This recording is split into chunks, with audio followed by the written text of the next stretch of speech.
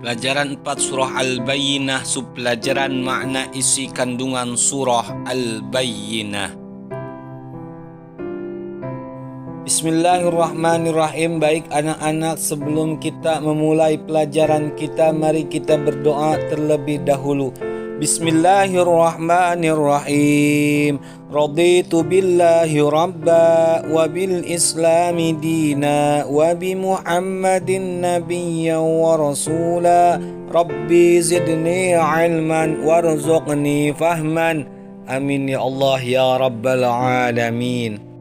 Bismillahirrahmanirrahim. Alhamdulillahirabbil alamin. Kita akan melanjutkan materi kita, yaitu tentang makna atau isi kandungan surah Al-Bayyinah. Surah Al-Bayyinah memberikan beberapa pelajaran. Hendaknya pelajaran ini kita ambil sebagai hikmah untuk meraih kehidupan yang lebih baik. Yang pertama daripada isi kandungan surah Al-Bayyinah, surah Al-Bayyinah menjelaskan tentang penyimpangan terhadap agama yang dibawa oleh para rasul-rasul Allah. Yang kedua, orang-orang yang menentang ajaran Nabi Muhammad SAW, baik dari orang-orang Yahudi, Nasrani maupun orang-orang musyrik, tidaklah meninggalkan adat dan kebiasaan nenek moyang mereka, sehingga ketika datang kepada mereka ajaran yang dibawa Nabi Muhammad SAW, membuat mereka ada keguncangan keyakinan dan adat istiadat mereka, sehingga mereka membuat alasan bahwa ajaran yang dibawa oleh Nabi Muhammad SAW bukan agama yang berhak untuk diikuti. Yang ketiga, isi kandungan surah Al-Bayyinah, orang-orang ahli kitab diperintahkan untuk mentauhidkan Allah dan menjauhkan dari perbuatan musyrik dan kembali kepada ajaran yang benar yang dibawa oleh Nabi Muhammad SAW. Karena agama yang lurus dan diridhoi Allah Subhanahu wa taala adalah agama yang dibawa oleh Nabi Muhammad SAW, yaitu agama Islam, yaitu agama yang mentauhidkan Allah, yang mengesahkan Allah, menegakkan salat dan menunaikan zakat.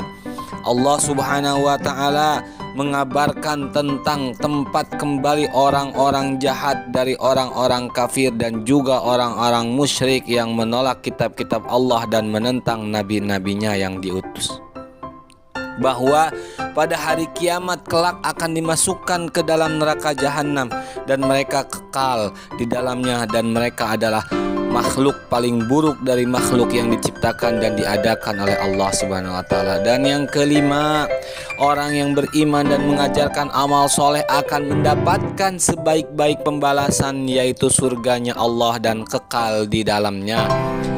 Selanjutnya, yang keenam, orang-orang yang beriman kepada Allah dan Rasulnya serta mengerjakan amal soleh, kuat jiwanya di jalan Allah, memberikan harta benda untuk kebaikan, melaksanakan ibadah dengan ikhlas, hanya mengharap ridho Allah. Mereka adalah sebaik-baik makhluk. Yang terakhir daripada makna isi kandungan surah Al-Bayyinah, pada ayat terakhir Allah menjelaskan bahwa pada hari kiamat kelak Allah akan membalasnya dengan surga Adn, menjadi tempat mereka yang terdapat berbagai kenikmatan dan kelezatan yang jauh lebih sempurna dibandingkan kenikmatan dari kelezatan di dunia. Allah ridho kepada mereka karena apa yang mereka lakukan di dunia berupa iman dan amal soleh. Mereka pun ridho kepada Allah karena kebaikan dan kemuliaan yang Dia berikan kepada mereka. Pahala dan balasan yang baik itu adalah untuk orang-orang yang takut dan bertakwa kepada Allah Subhanahu wa taala.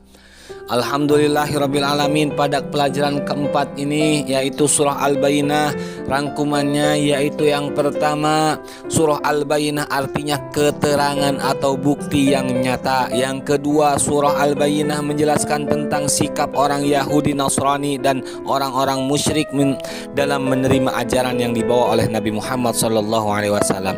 Dan yang ketiga, orang yang beriman kepada kitab Injil dan Taurat yang asli dinamakan ahli kitab. Yang keempat, sikap mereka ada yang menolak, ada yang menentang, ada yang memusuhi dan ada yang menerima. Yang kelima, balasan bagi yang menolak ajaran Nabi Muhammad akan mendapatkan tempat yang paling buruk atau syarrul bariyah, yaitu neraka. Balasan bagi yang menerima ajaran Nabi Muhammad SAW akan mendapatkan balasan yang paling baik, yaitu surga.